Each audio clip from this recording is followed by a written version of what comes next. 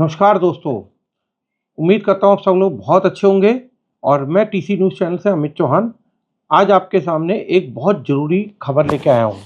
और दोस्तों, सबसे बड़ी खबर की बात तो ये है कि दिल्ली के अंदर एलजी के ऑर्डर के ऊपर दिल्ली के अंदर एक मुहिम छेड़ी गई है। उस मुहिम के अंदर बांग्लादेशी और रोहिंग्याई मुसलमानों को अवैध रूप से जो भारत देश में आगे हैं उनको वापस डिपोर्ट करने के लिए उनकी तहकीकात और सारी जानकारी जुटाई जा रही हैं, जिसके अंदर रोहिंग्या मुसलमानों और बांग्लादेशियों को लिए केजरीवाल की तरफ से और उसके मंत्रियों की तरफ से इन लोगों को प्रमोट करने के लिए कितनी बड़ी बड़ी सुविधाएं दी गई हैं, आज मैं आप लोगों के सामने रखता हूं। दोस्तों, आप लोग भी बहुत हैरान हो जाएंगे और चैनल पे बने रहना, जो मैं आपको खबर देने जा रहा हूं। दोस्तों, इनके आम आदमी पार्टी के नेता है अमानतुल्लाह खां। वो रोहिंग्या मुसलमानों के लिए 10,000 रुपये महीना। आप बताइए दोस्तों, आप मुस्लिम हैं या आप कोई भी धर्म के हैं, क्या आपको कभी 10,000 रुपये महीना सरकार की तरफ से दिया जा रहा है?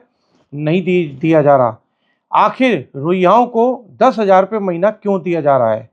ये एक बहुत बड़ा सवाल है आम आदमी पार्टी की सरकार से।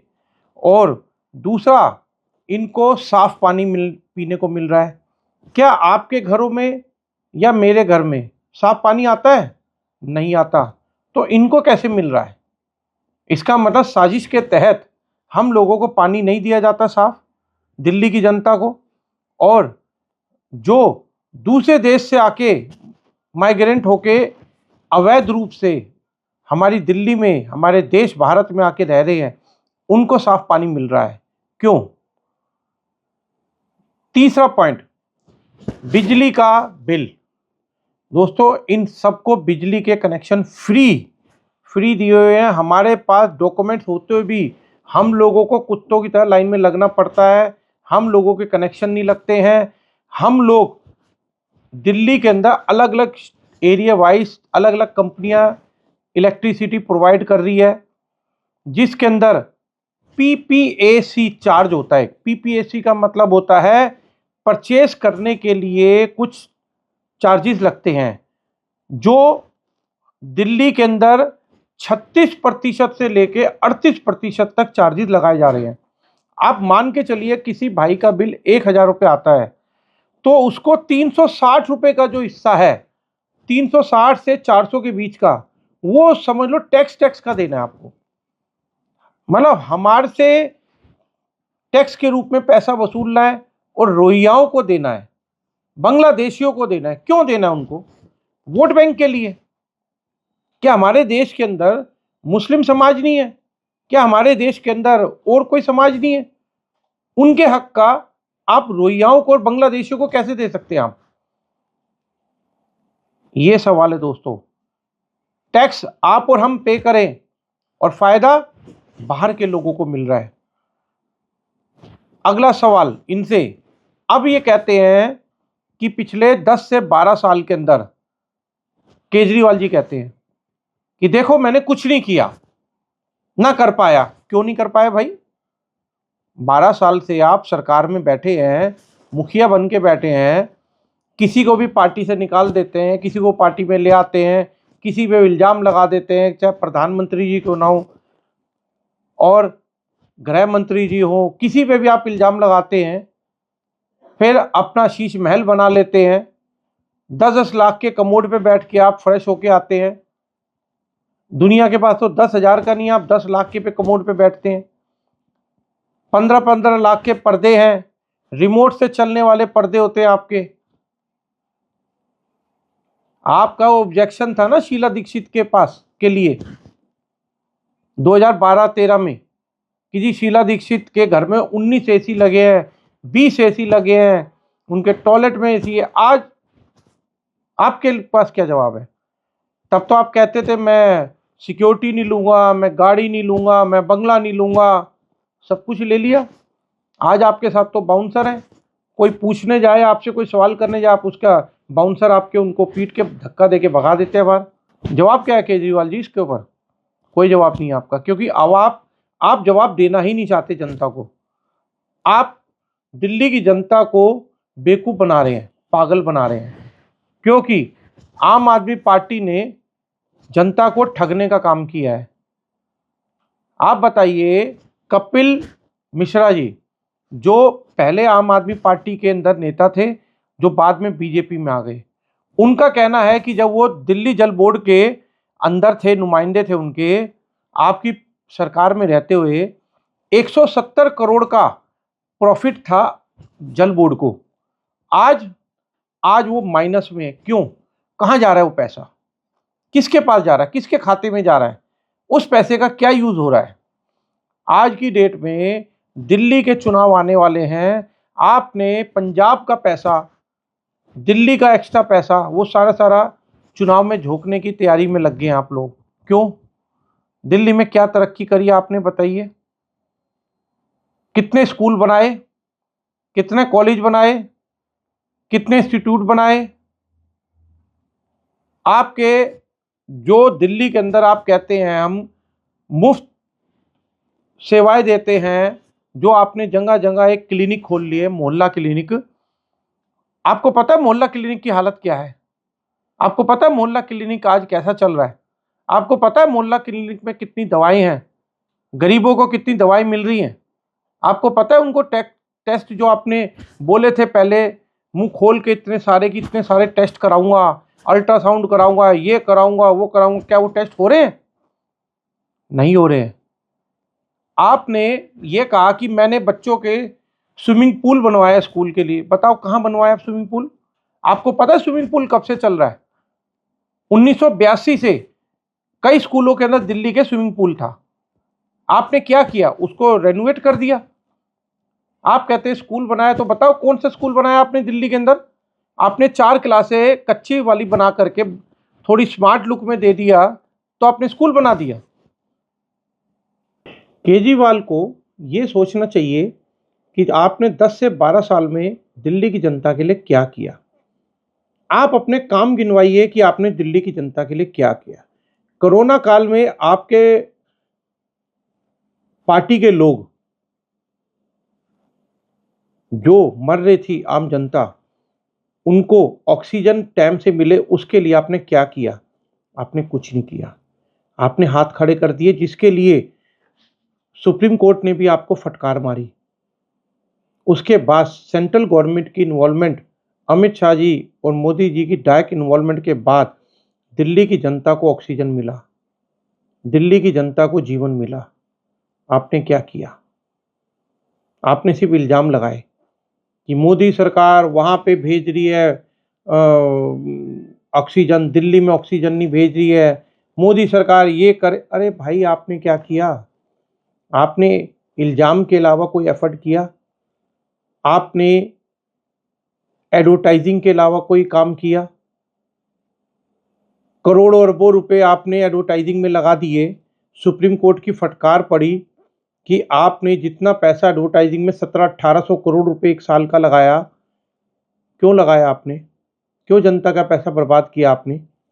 और फिर आप बेशर्मी की तरह बोलते हैं कि क्या हो गया, जनता के लिए अपने काम आगे गिनवाने तो पड़ेंगे, तो गिनवाओ ना। आपका प्रतिनिधि जाए जनता के घर घर और वहां जाकर के बताए मैंने क्या काम किया है। जनता को दिखता है? क्या मोदी जी हर एक के घर आते हैं बताने के लिए? अमित शाह जी घर आते हैं हर एक के बताने के लिए, हर एक को? क्या योगी सरकार खुद आती है घर पे बताने के लिए कि मैंने ये काम किया? क्योंकि वो काम करते हैं तो दिखता है, और जो दिखता है जनता को समझ आता है उसका। आप एक चीज बताइए, आपने दरगाहों के, मस्जिदों के मौलानाओं को 10-10 हज़ार रुपये उनको फीस सैलरी दे रहे हैं, 18,000 सैलरी दे रहे हैं अलग अलग तरह से। कभी हिंदू मंदिरों के लिए सोचा, सनातनियों के लिए सोचा कि उनको भी सैलरी देनी चाहिए मंदिरों के? नहीं सोचा, क्योंकि आपकी राजनीति एक धर्म विशेष के लिए है, सबके लिए नहीं है। जब एक राजा होता है ना एक राज्य का, उसका मकसद होता है कि मेरे राज्य में कोई भी रहे, किसी भी धर्म विशेष से कोई मतलब नहीं है, सब एक समान है, सबका एक तरीके से ध्यान रखना है, ख्याल रखना है। तब होता है राजा का असली धर्म। अब आ जाइए कि जी आपके संजय सिंह जी क्या कहते हैं। देखिए संजय सिंह जी कितने महान हैं। वो कहते हैं मैं हिंदू हूं। हिंदू होते कहते हैं, उनका एक नारा लगा, बड़ा कंट्रोवर्सी नारा था, और वो आज भी वो नारा मीडिया पे चल रहा है। वो नारा है, हवा में उड़ गए जय श्री राम। क्या मतलब होता है जी? क्या होता है हवा में उड़ गए जय श्री राम? हमारे हिंदुओं की कोई भावना ही नहीं है। आप हमारे प्रभु श्री राम के लिए ऐसे अपशब्द बोले तो हमारी भावनाएं आहत नहीं होती? ये बातें आप लोगों को, हिंदुओं को सोचनी चाहिए, सनातनी को, कि देखिए इन लोगों की मानसिकता क्या है, और इस मानसिकता के तहत आगे चल के आपने क्या डिसीजन लेना है, ये आप पे डिपेंड करता है कि एक मेंटालिटी पे चलना है या हम सब एक है और नेक है उस पे चलना है। क्योंकि योगी जी का एक नारा था, बटोगे तो कटोगे, एक रहोगे तो नेक रहोगे। ये मोदी जी का नारा। तो दोस्तों, भाइयों बहनों, एक रहो, सब नेक रहो। जिसके साथ अब आगे हम एक चीज और मैं आपको बताता हूं कि एक इन्होंने ना, केजरीवाल ने एक महिला सम्मान योजना चालू करी। उसके लिए पीछे कई दिनों से आप लोगों ने देखा होगा, जगह जगह उनके कार्यकर्ता एक पर्ची काट रहे हैं, फॉर्म भर रहे हैं, उसके बाद एक कार्ड दे रहे हैं। कार्ड देने से क्या हो गया? केजरीवाल ने पंजाब में जाकर के और वहां की बहनों माताओं के लिए ऐलान किया था, 1,000 रुपये पर मंथ मैं दूंगा सबको। क्या आज तक दिया वहां पे किसी को? 2024 मार्च के अंदर केजरीवाल ने ऐलान किया था, उनकी सरकार की तरफ से ऐलान हुआ था कि 1 अप्रैल से हर दिल्ली की हर बहनों को, माताओं को 1,000 रुपये दिया जाएगा। क्या दिया आज तक? 1,000 उन्होंने दिया नहीं, 2,100 का वादा कर रहे हैं, और वो भी अनऑफिशियल वादा है, सरकार की तरफ से कोई वादा नहीं है। क्योंकि सरकार के ही अफसरों ने न्यूज़पेपर के अंदर एक एडवर्टाइजिंग दी कि ये स्कीम कोई भी सरकारी आधिकारिक रूप से एग्जिस्ट नहीं करती। जब ये स्कीम एग्जिस्ट नहीं करती तो केजरीवाल जी को क्या सोचना नहीं चाहिए कि आप जनता के बीच में भ्रम पैदा क्यों कर रहे हैं? गलत तरीके से चीजों को पेश क्यों कर रहे हैं आप लोग? हमारे दिल्ली की भोली भाली जनता, गरीब जनता, बेचारे जो कोई कह देता है उसी के बहकाव में आ जाते हैं। आप उनको बेवकूफ बना रहे हैं, समझते हैं? कितनों के अकाउंट से ओटीपी जनरेट होकर के और उनके अकाउंट से पैसे निकले, आपको पता है? आजकल फ्रॉड कितना ज्यादा चल रहा है, आपको पता है? अब आप बताइए किस तरीके से ओटीपी लेकर के और उनके पैसे अकाउंट से चले गए। कौन भरेगा? आप भरेंगे भुगतान इसका? आप ये बताइए, अगर महिला सम्मान योजना थी तो पुरुषों की रजिस्ट्रेशन क्यों कराई गई?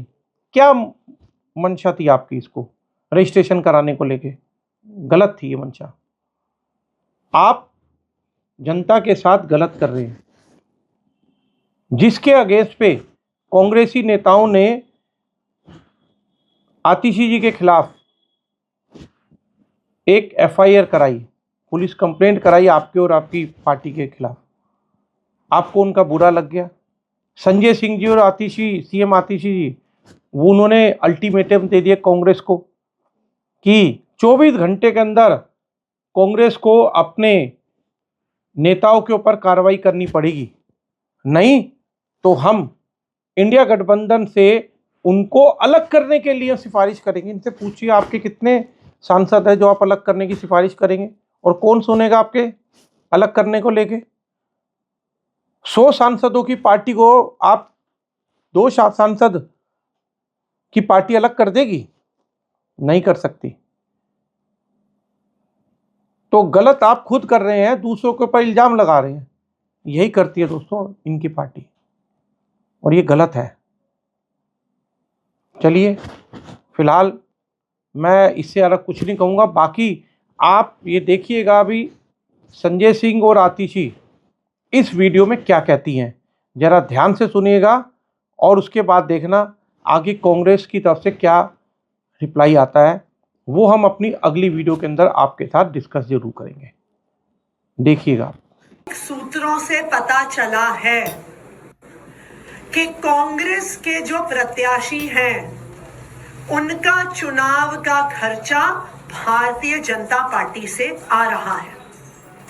भारतीय जनता पार्टी कांग्रेस के प्रत्याशियों की फंडिंग कर रही है।